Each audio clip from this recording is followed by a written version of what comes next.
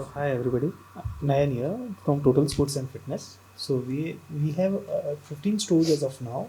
We are majorly into retail segment. Online we have just started 2 years back, and now we are gradually picking up. Most of our sales is coming through Amazon just as a one marketplace. We haven't launched it on another. We are just trying to figure it out how and everything is concerned, right, returns and orders and everything. So we have our own website and plus on Amazon, but it's majority of our sales comes from retail as of now. And with regards to first party data, yes, again, since retail, we just take mobile number of the customer and use it to communicate whenever we have some offers or something going on, or just to segregate when the data type of a purchase they are doing. Someone is into cricket and someone is into football. So we just try to segregate that the person who is into which category, or which someone may be playing multiple sports. So we just try to use that data to give them information about what new things are coming into in the industry, what how can they be agile, and this thing is as far as the e-com is there, I'm not sure how much we are using it. I would say we are not using it as of now, but yes, this is the case as of in retail. Hi, my name is Amit Phutane. I head the entire business for D2C and growth for Duroflex, which includes all the marketplaces, website, company-owned stores, and FOCOs and EBUs, and modern trade stores as well. Uh, when it comes to the Duroflex is a 60 years old brand. You must have known about the mattresses, furniture. It's a backward integrated company with 7 manufacturing plants. We have our own 70 plus Coco stores. We have 900 franchisee stores, and we have almost present in 2000 multi-brand outlets. In our category, probably we are the only brand who is present on 17 marketplaces. We have a brand.com with Shopify. We are the first users of Shopify POS in India, and we are the true omni brand when it comes to all the seamless. So, since we are on the subject of data, we can track our any customer if he has bought it on website and come to the company store just from his global ID, which is unique mobile number. So if he has bought something in Mumbai and he has come into Bangalore also, we can identify what kind of customers when he has bought and how we can service him well in any location, and any he has requires any service in terms of warranty or guarantee.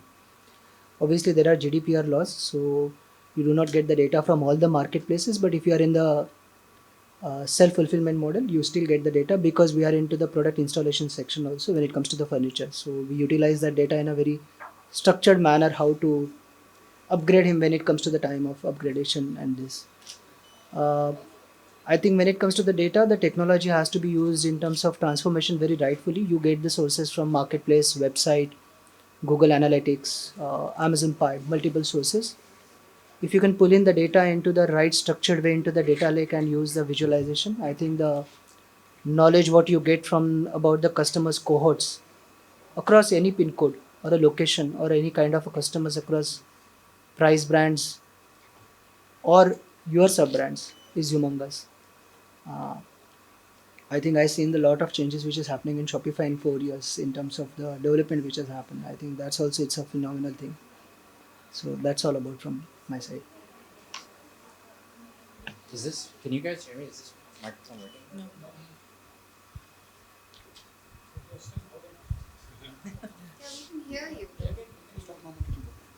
Is it working? Oh, it's working now. Okay, great. Yeah, they saw me reaching for the glass of wine and they quickly stuck the microphone in my. No, but thank you everyone for going through that and sharing a little bit more about again yourselves, your businesses, and the roles within your companies. I was just curious. Quick show of hands.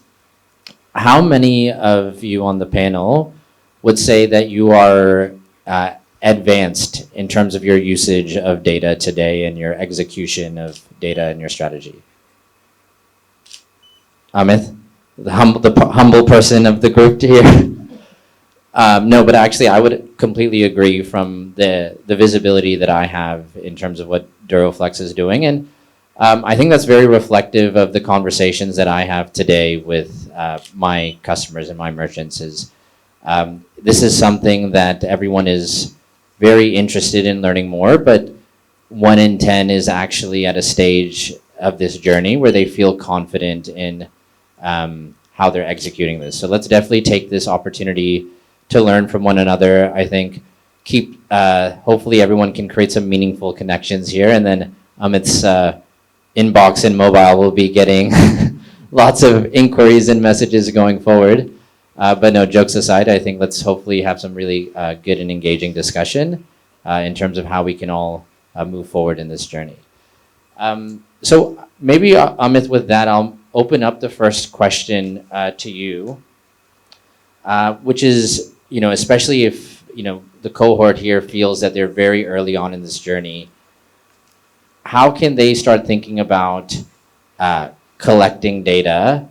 What are the different touch points? I know you've shared a few, but what are the different touch points that businesses today early on this journey, I think both in an offline and an online world, can look at collecting data, and how can they use this to then create, as we've been talking about, personalized journeys, whether that's throughout their customer journey. So whether that's from a marketing standpoint, in store, online, what are some of the things that they can look at as not just in collecting but also actioning this data? Actually, the data is available everywhere, and you have to start collecting it structurally. And today, what we look at is the customer is more of a convenience. You don't want customer to get bothered. Means if I have come to you via marketplace, via shop, and I still want to recognize him. And again, he shouldn't say that, I have been your customer. I've been buying it from website. I've been buying it from store. You don't know me. I think that's the most difficult pain. He has to come and convince you, I am your loyal customer. I'm looking for this. I think that's where the data comes from your website a lot. You know where he has been staying, where he has been purchased, what kind of product he has purchased. Some people do not want to give the data directly via creating a login passwords, but there are mechanisms when you use the payment gateways like Razorpay. There is magic checkout. You can pick up the data from them. Someone is coming to your stores, he can leave a small mobile number with you. There are lots of ways by which marketplaces, if you are in a self-fulfillment model, you can still get the data. And once you start collating this data, you have to put into your data lake. Data lake is nothing but, if non-technologically put, it's just nothing but putting into your cloud and use the visualization tools or like Power BI or a Tableau or something, and understand what kind of customers you are dealing with. If I know, assume that if everyone is here having their own stores, and the customer is walking into the store and he just give his mobile number, and if I come to know that he has purchased something 3 years back from us, and he has purchased a premium product or a mid premium product, and what I can offer him to upgrade or offer it at similar thing, isn't it an enabling point to that salesperson who is in the lowest value chain of your organization, and you give him that tool? Okay, this is my customer and this is the knowledge you have. It's just on the tab, which is could be any tab. I think the data can be used in a very fantastic way if you build it. uh, the common misunderstanding is creating such kind of structure is most expensive. No, it's not that expensive. If you look at the data and try doing it in a very structured smaller manner, it's the most. We implemented Shopify POS. Today our SLAs across our website and all cocos are same. The stock availability is same at any given point. If we say that we will deliver in 7 days, it will be delivered on website also in 7 days, also on the stores 7 days. So the customer doesn't have to deal with the brand in two different things. Means he feels that, okay, if the website has an ICICI card offer and the marketplace also has a card offer, same way your Coco also has a card offer. What you are giving is a seamless omni experience. The customer, the day starts getting a disconnected experience, he starts losing something and he starts negotiating. I think the data comes from such small places, how you can give him a cohesive experience. I think that's what matters. Eventually everyone wants to engage the customer with the brand directly rather than the marketplaces, because you pay commission and you pay a lot of fees. But he will all the way come to your store or your website. I think you have done that phenomenal brand marketing to bring it. Then how you can retain him, upscale him, cross sell him. I think that's where the data comes into the picture. And creating the different cohorts is up to the team to understand how you can do it. That's where the basic knowledge lies in the system. Um, just to give an example, I was sharing with one of the founders outside. We treat our cocos like our website. Today, I know every customer who has bounced out of the store like a bounce off rate in website. If he has left a 1 minute store within 1 minute, I know today 300 walk-ins are there. Out of 300, 100 people walked off in 1 minute. Those are like bounce off. How many people went to the cash counter but didn't purchase? Those are like add to cart but didn't bill to me. How many male and females are there? What are the hot and cold zones into my stores which are like product, and I can track them city wise. And what is the group count, what is the individual customer. So customers doesn't come, for example, if I'm coming to buy a Samsonite bag, probably I'll come with my wife and kid as a family if I'm in a mall. It's not necessarily, it's a but group. So group is a one customer. It means you will see how many people have walked in. 300 means 300 customers are never there. Actually, there are only 70 customers or 80 customers. So you can identify conversion rate like a website. The moment you start seeing this seamless cohesiveness across this digital world and the physical world, I think the phygital story starts coming out very nicely. And that's where the data actually makes more enable you to take decision as a head of the business. Awesome. Thanks for that. I think lots to take away from that. Make it sound very simple, but I know that a lot comes into the details of the execution, of course. I think also some really interesting viewpoints just of bringing together online and offline from Shopify. So what's interesting is across the industry, across the world, you're known as a D2C platform, D2C enablement. But if you can actually see now, a lot of our messaging, a lot of our growth and how we're taking the product is around what we're calling unified commerce. So Amit mentioned our point of sale solution. So how do what we're seeing is that businesses they want to be able to have this visibility and touch points with their customers across multiple touch points, multiple services, whether that's in store, online, mobile application, social media, and how can they gather insights and continuously engage with them. So I think as we're thinking about the discussion today, these are things that we're seeing globally, our trends, and will be a matter of time when they become more and more not just predominant amongst your peers, but at the end of the day, they become consumer expectations. And so it's important for our brand, us as partners, brands, etc., to be thinking about this now and how you can ensure that your business is ready and can service your customers. Okay, so I think that's a great perspective from Amit, from someone who's obviously advanced in this journey. Now, as far as people who are, some partners that are earlier in this journey, so Anisa, Mohit, I know you guys mentioned that these are comparatively in your business either newer or your business itself is quite young. What are some of maybe the challenges that your teams are facing in terms of starting this process as far as collecting or utilizing data? Is it merely around overload of information data, don't know where to get started? Or are there tangible obstacles due to data privacy regulations? What are some of the things that have maybe are at this stage are a bit of a challenge? And Anisa, if you don't mind, if you can maybe. Yeah, sure. I mean, I wouldn't say that we're so early in the race. To be honest, we've been collecting customer data for over a decade now, and we were one of the early adopters of the cell phone-based loyalty program. So, we were a million strong uh, strength of customers in our loyalty program. The thing that we're having a little bit of trouble with is exactly what Amit was talking about. How do you make that experience online and offline customer seamless? So in moving towards that, I mean, one of the things that we did right off the bat when we started our website was to use that loyalty data to do our email marketing and to do our performance marketing, things of that sort. So we are using a customer database in creative ways. We're using it to segment. We're using it to still personalized offers, product recommendations, that sort of thing.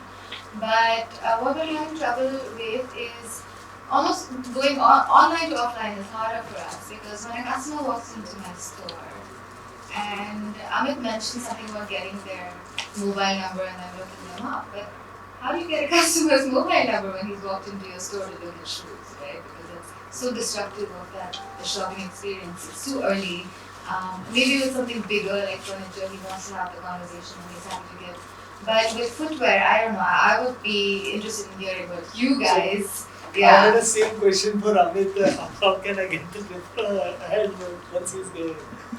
So I think the story is one of my mentor told me actually. He used a very different word. I do not know how apt this word is. He says that when the customer comes into it, you need to actually romance with the customer. Okay, he's one of the stalwarts into the retail industry. Led the industry for almost 5 to 6 decades. Still as an independent director for one of the largest group. So he tells me if the customer comes until and unless you engage him into a meaningful conversation, you asking his data is very tough. I think that's a very transactional conversation with the customer. If someone is coming to buy shoes, definitely he's interested in your brand. That's why he's walked into your stores. Something he has thought about, or something he's liked. Either he's liked your store ambience, he liked your product. He has done some research. Now, anyone is walking into the store has done basic minimal research on Amazon or Flipkart or any marketplace or on Google, and definitely then walks into your store. I'm a hardcore Samsonite purchase buyer for last probably 17-18 years. But before I purchase, I definitely do good amount of research on Google before I walk into the stores. Which is the new collection? Which is the collection which has come? What is this collection? And then I go to the store and ask them, okay, I'm looking for this collection. What is the product which you are there? And if someone is walked into your store, definitely he has done. But how you can meaningfully engage means just don't ask him what product, what budget you are asking. I think that's the put off which any customer happens. You touch the ego, it's gone. I think you have a meaningful conversation, then you end up, okay sir, it's okay, you do not buy. Okay ma'am, if you don't buy, it's okay. But there are a lot of things and offers suddenly keeps coming. We don't want to bother you, but when something comes, we would like to nudge you in a very meaningful way. If you leave your number, we will not bombard you with WhatsApp messages. And if you leave with that subtle note, today you can't ask for numbers until unless someone is willing to give. That's a law. And then they leave actually the number with you. You use that things meaningfully. If you don't want to use that, then create your GMB. Today also data is there. Means I do not know how many people use the Google My Business as a tool. But if you have your offers line on Google My Business and someone actually comes on your WhatsApp chat also, Google chat, you automatically get his numbers without asking anything. And then you can reach out to him. There are multiple ways to get the data. And if that offer is live for store near me, how do you search? Samsonite store near me, Globus store near me. Someone has searched and there is a chat, there is a call option. You get the number. Because you are running some offer. And he or she has saw that offer. I think it's the GMV that really plays a role. Because for something which is below thousands, you don't want to get to the leads on Google because that's what's expensive. And also for 1,000 rupees, no one wants to give their numbers and stuff. But yes, definitely if it's a usage item which they want to use for 10 years, whether it is mattress or it's a travel bureau or something like that, they are willing to invest that much of time because it's going to be there for 10 years to them. And not like an apparel wear or a shoes where they want to just buy every second month. Impulse buys. Yeah. Globus is fast fashion. Yeah, it's a fast fashion. And that's why I think the GMV value really plays a role. So if someone like who's going to buy a jewelry will definitely give their numbers. If you have anything in offer or you can give me something cash back or something, that's an added point. But for clothing and something it becomes really different. Yeah, challenges across industries are different. But I think again as I mentioned, you have to engage the customer to he or to she give it. It's the underlying thing that you just said, that it's trust. That the trust building to say that we're not going to use your information anywhere else. I think that is the key that I would take.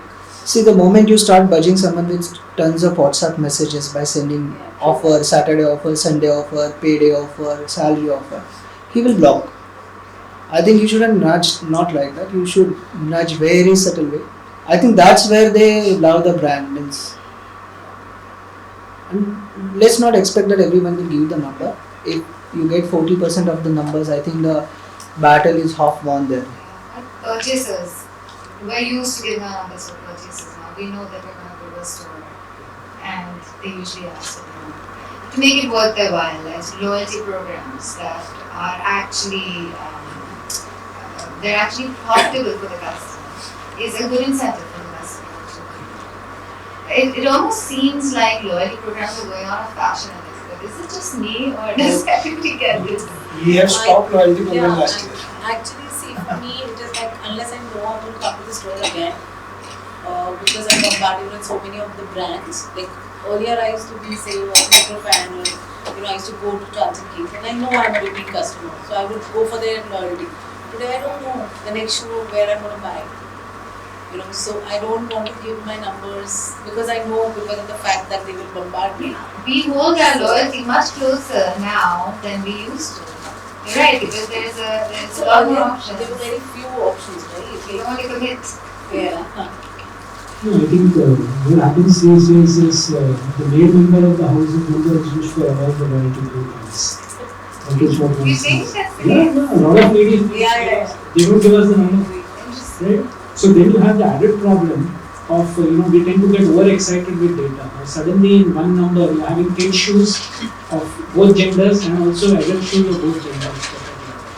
So somewhere, we get overexcited on the detailing of data, but sometimes if you just take a gross view of the data, one will end up doing much better. For example, if I go and walk into a new store and they say it's a mobile number change. So what? We give you, we have a birthday gift that is available. So if there's a birthday gift, my birthday is 2 days from now, Yeah. right? So there's a lot of corruption of data that Mine is happens. today. Is it actually your birthday? I was about Depends to on your have offer. I was about to have the room sing for you. But if you're going to get cake, I'm not going to say it. Absolutely. And for us, cake is something I think even you must be doing it at your store if someone's birthday is there. So there is a lot of corruption of data that happens, noise if I may say so. Yes. And it is important to take a judicious view of data and not get overexcited. So, Divya, I think that was an interesting perspective you mentioned in terms of the ticket price and how that impacts things.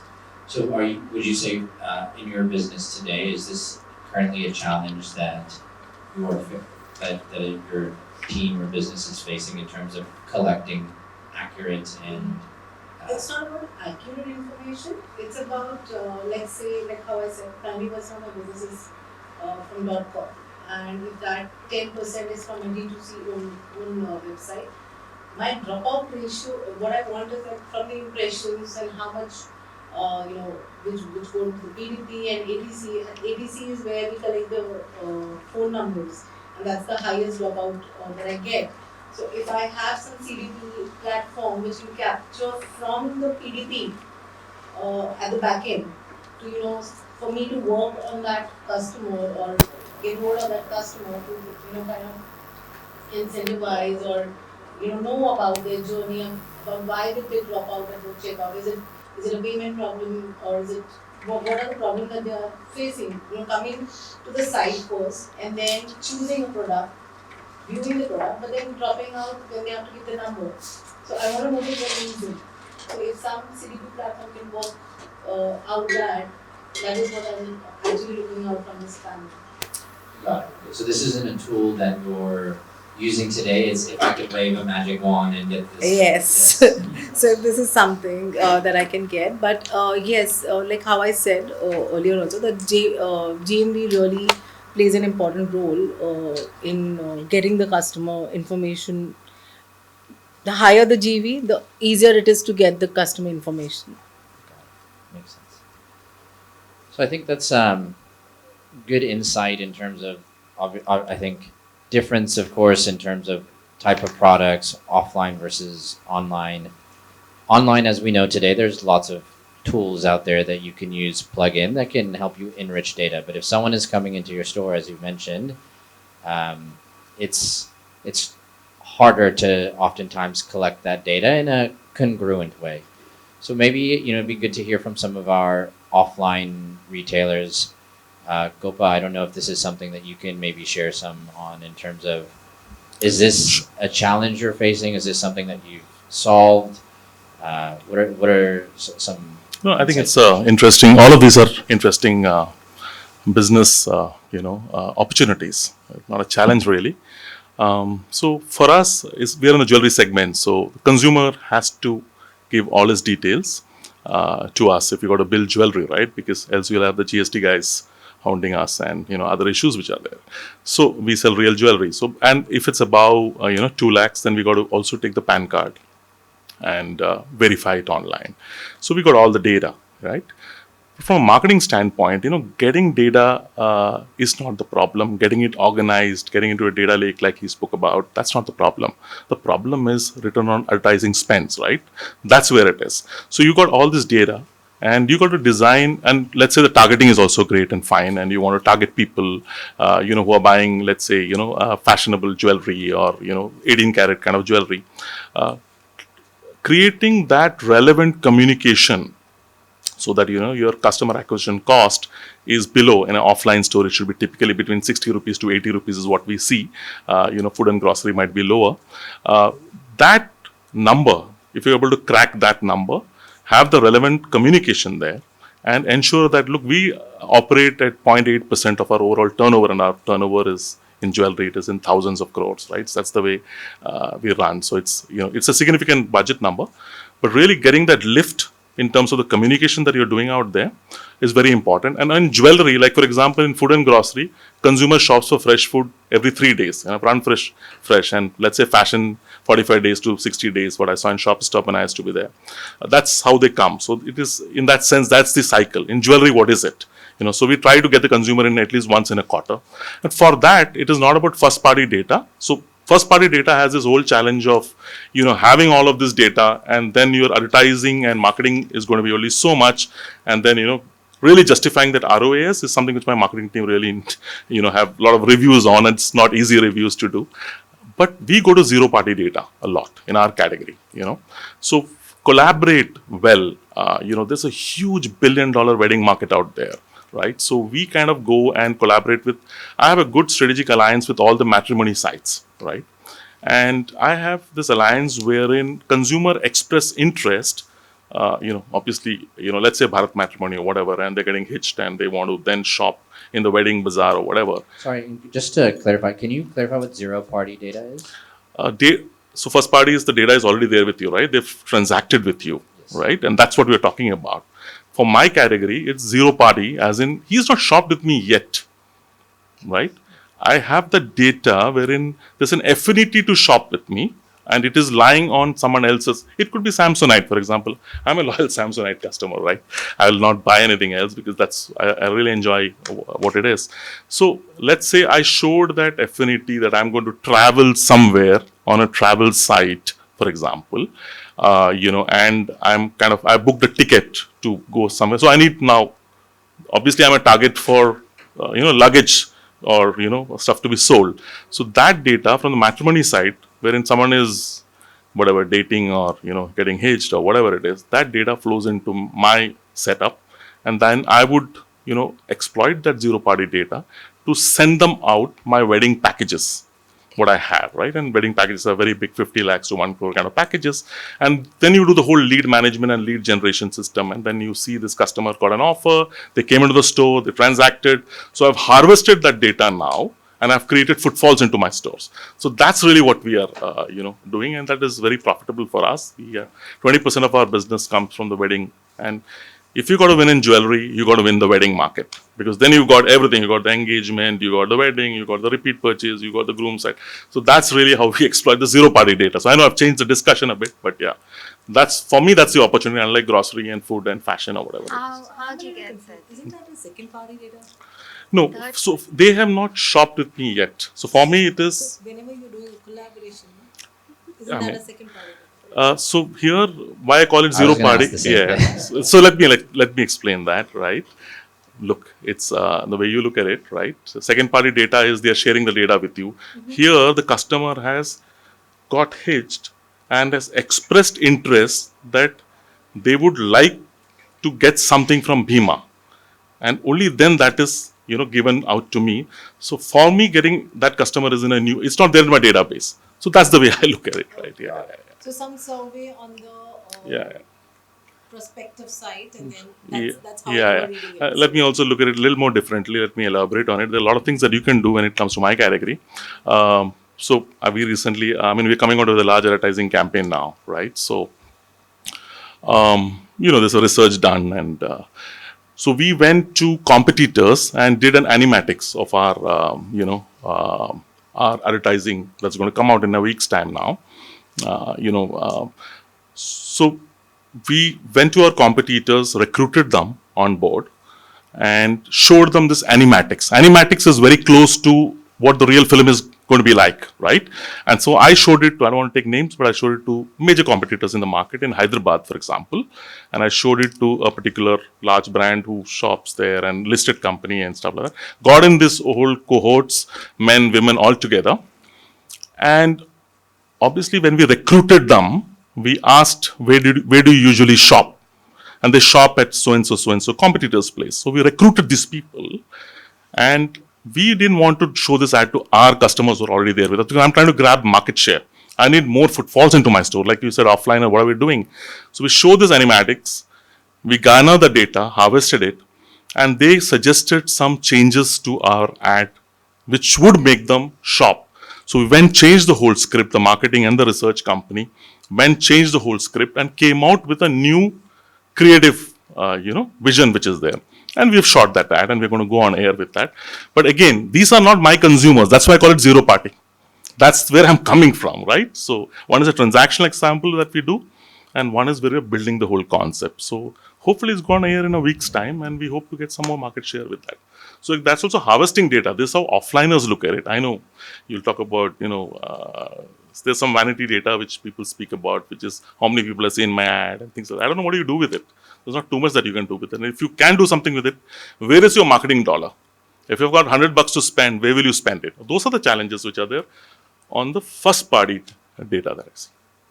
Absolutely, and I think it is about getting creative in terms of how you're using data. What are your data sources, and as you mentioned, where are you getting that return on ad spend?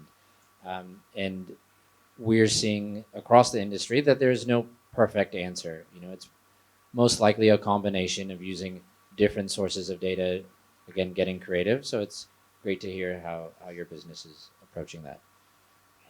So I think we've gotten some good responses from the sort of business marketing folks on the team. I did want to turn to some of our tech experts here. So I think data obviously is very much top of mind. Privacy, regulation. How do you remain compliant when collecting data? And then how do you do so also when you are utilizing it in terms of creating these experiences? I think it's also interesting from a business perspective, because I'm sure many of us have had the experience where you find some of these methods. I've heard people use the word creepy. It feels creepy. So from a tech leader perspective, so Raj, Gopal, Prashant, Jagpreet, how have you guys approached this in your organizations? Prashant, we haven't heard from you, so I might pass it to you if you could share a little bit here. Basically, in the purview of the new DPDP Act coming in, so there are many restrictions are being applied onto the customer database, basically for storing database and utilizing that database as well. So first thing come first, that customer data has to be kept safely and securely into your entire data lake or into your ecosystems. That cannot be exposed to, or exposed if at all needs to be exposed, then there has to be certain ways and means to do it, and securely has to be exposed. So considering all these aspects, getting data as per the experts said, business experts says, yes, it is, there are many ways to acquire the customer data, but keeping it safe and secure, or keeping it in a proper place, that is a more important thing. So there are also many things or many ways to do it. As per my knowledge or as per my past experience, we have opted cloud for that matter, and which is a currently the best possible safe resources available. Cause the keeping database on premises might be having certain issues, but at the same time, if you are keeping that database safe into the cloud, then we can control it in a more managed way, because controlling cloud has entire data is onto the one single platform or at a one place. So controlling one place is very easy than the controlling the multiple places. It's my view onto it.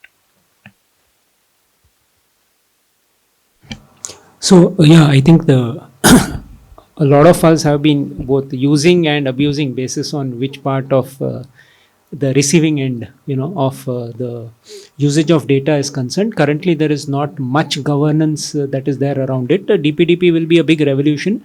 In fact, I see a large opportunity for ecosystem players to come up with a common software for permission management, if I may say so, across brands, because the process will still be the same. You have to have permissions, you have to have ability to take nominations. I can nominate, for example, Prashant to be my guardian for my data, right? The whole permission management bit will be a big area, and I won't be surprised if the statutory bodies come up with their own solution for that and mandate it across organizations, especially retailers.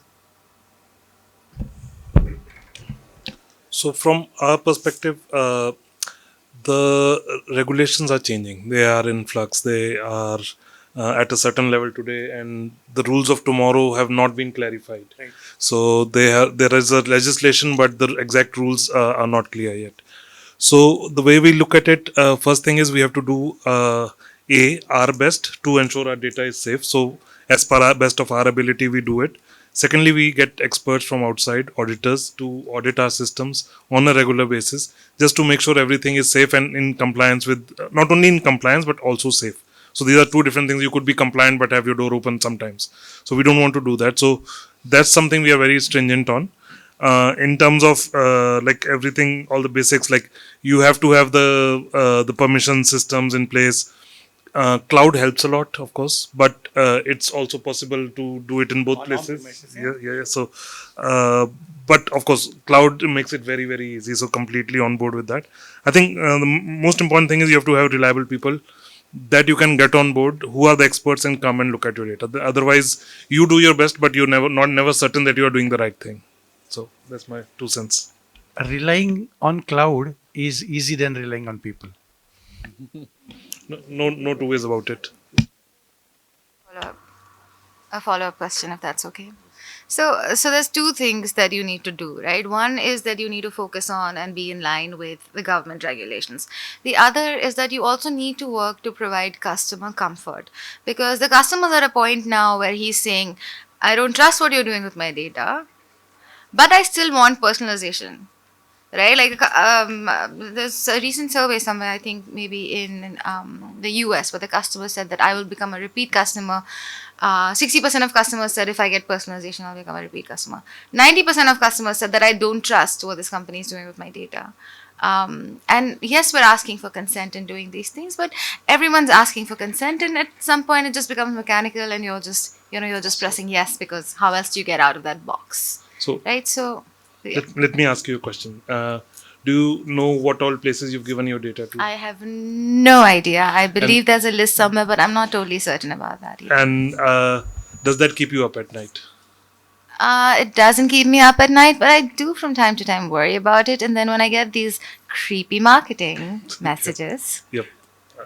Yeah. Totally agree. So what we've seen in real life, our experience, it's not the customer who's the primary driver of it.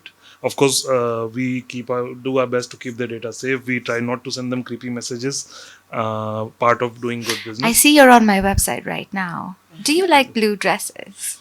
Yeah. So and you were here yesterday as well as at my store in Andheri. So yeah, we do try to get that data, but most important thing, we don't see the customers complaining as much, as long as we are, of course, judicious with it, and we have to, as responsible businesses, take care of that.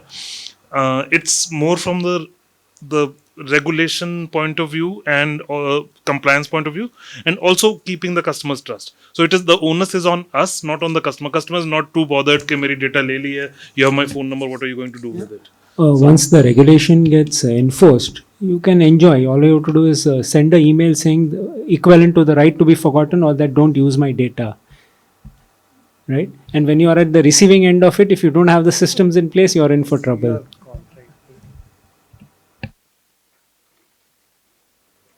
Actually, as I was mentioning, you have to use the data in a very uh, judiciously. Today, Gen Z and millennials customer really don't want to call on the phone. They are not interested in speaking. But if you are sending a one word, so I'll give you a recent example. One of my junior most colleague, he wanted to ship his material from one city to other city. He's a typical millennial, young millennial customer. As soon as you got a one WhatsApp that your material has been shipped from one city to other city, you won't like to know the status every time, every day. Just press yes or no. Otherwise, we will tell you once the final destination it reaches. He pressed yes. Every day he got couple of messages till the 4 days. He was okay with it. If you don't give a choice, they want choice. If they want to know notified, they will choose yes. If they don't want, they will choose no. I think you give a choice. As soon as the brand start deciding I don't want to do, there are different people. Millennials and Gen Z are absolutely different people. They are awake at 2 in the midnight and they would like to know what is the status of the shipment which has happened also. So it's you have to be judicious with the customers, not.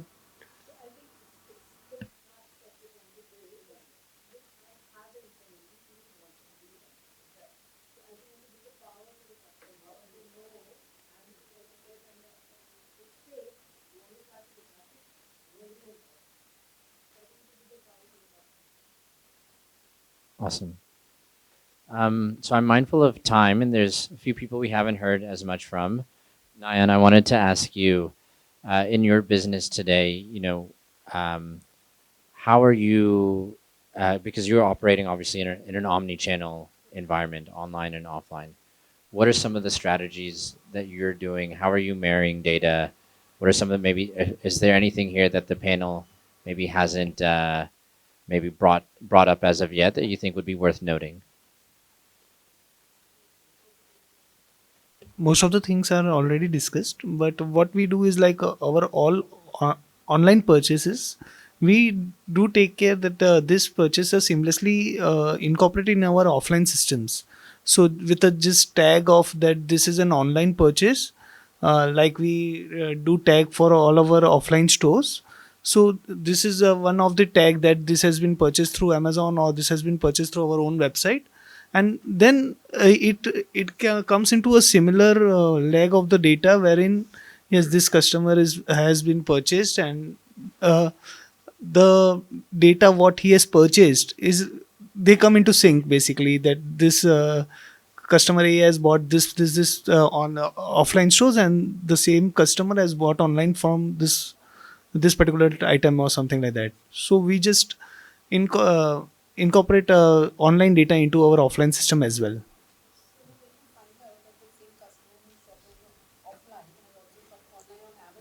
Yeah. No, no, from Amazon we don't get a mobile number.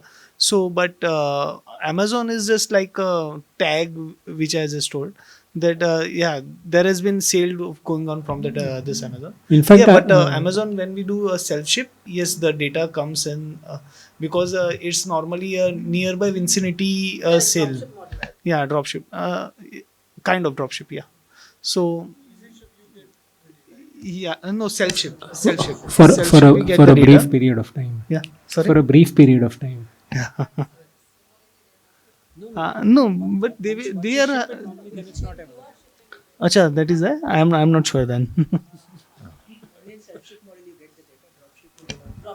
I'd be interested to know from everybody what is the kind of overlap that you see between offline and online customers. I don't believe it is too high.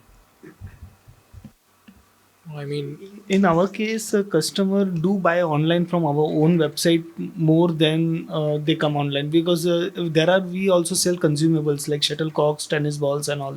So they avoid coming to the stores and all. They just directly book it online on our website and we just get delivered. And yeah, so once the customer is familiar with the brand, he knows that yes, I get a good stuff from here, then repeat comes. And sorry, and you were saying that the repeat is coming from online predominantly. Is that uh, so I won't say that I am tracking exactly, but yes, there are repeat customers online for the consumables.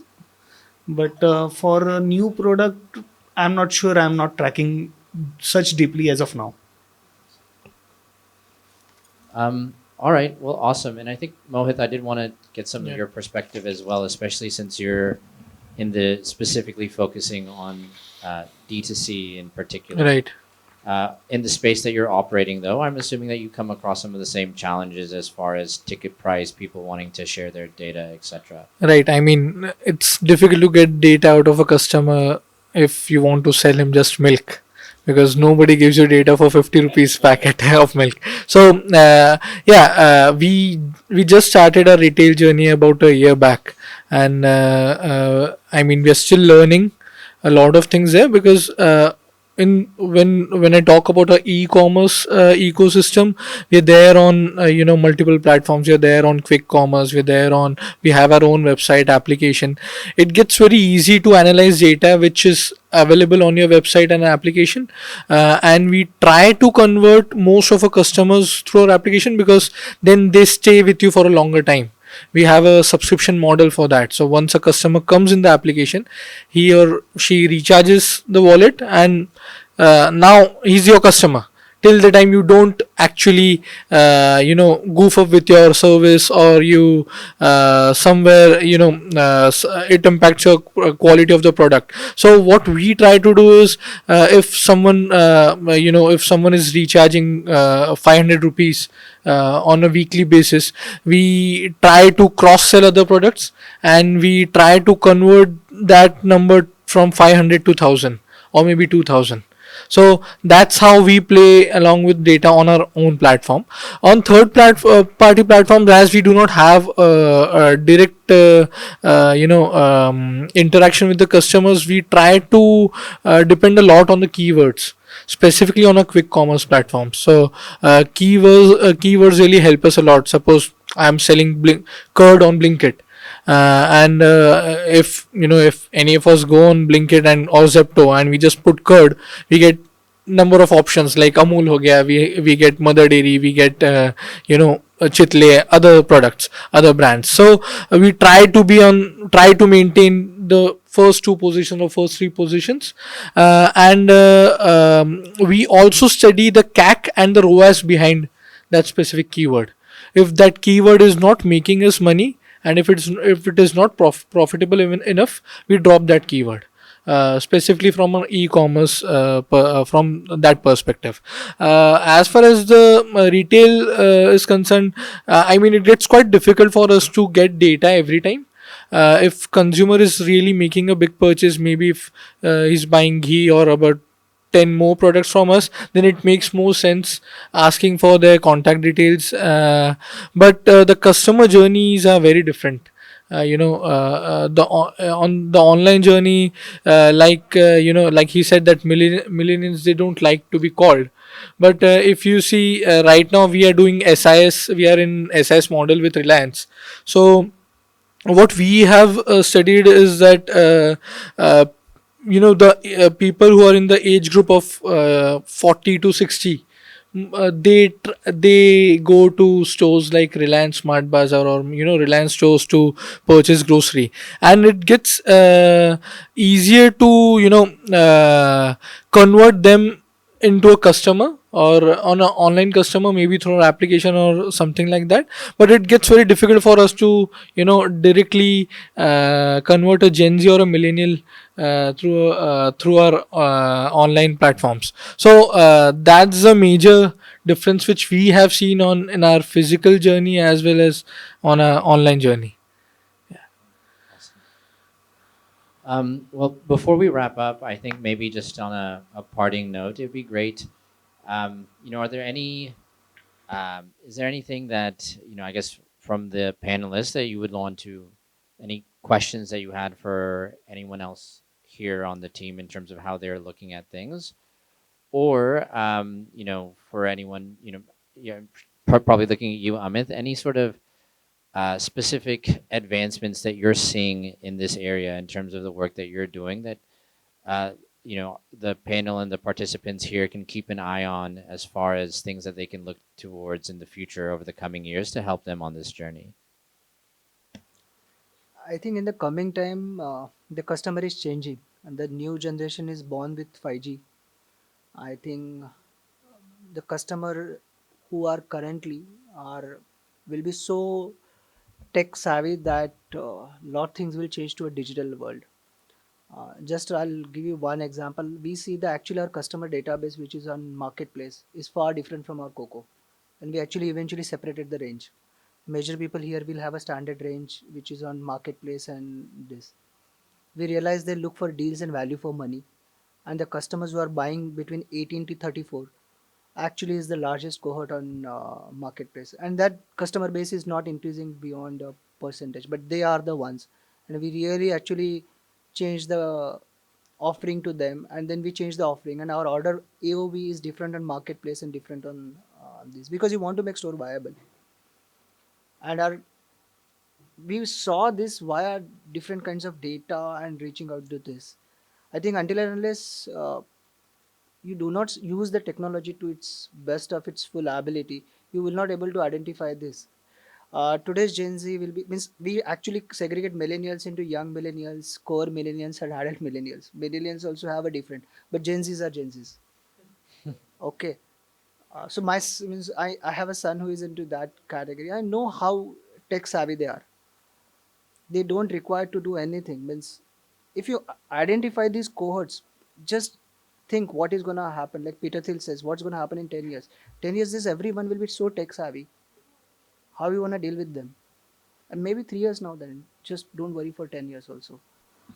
I mean, you're absolutely right. My co-founder's daughter, she does purchases from Blinkit, Zepto, and these online platforms, and she orders stuffs at home, and it has become so easy and so approachable, accessible to them that I mean, I guess right now the e-commerce space is pretty smaller, but with as the times are changing, it is going to get bigger because the same generation is going to be in that specific target segment which we all are looking for. Just one small piece. You ask any Gen Z, they will not be on Facebook. They are all on Insta and Snapchat. Yeah. And the younger generation is on Discord, not on WhatsApp. Mm. Okay. So if you, it's on Discord. Discord. So if you understand the customer base, how they're going to move, I think that's how you have to use the data. Yeah. It's quite interesting. So, as part of the work that we're doing with Shopify, it's unlocking surfaces. We're starting to just call them surfaces. So, not even channel. We had read offline, online, then we had what are your different sales channels. Now we're looking at things as what are the different surfaces that you can enable commerce on. So, you have your interactive TV, you have gaming, you have all these different digital interfaces where younger generations are spending time on, they're engaging on. And so businesses are now looking into this and saying, okay, how can we tap into this and use these different services as ways to create commerce experiences for our brands? I'm sure McDonald's is probably definitely very far along in this journey as well.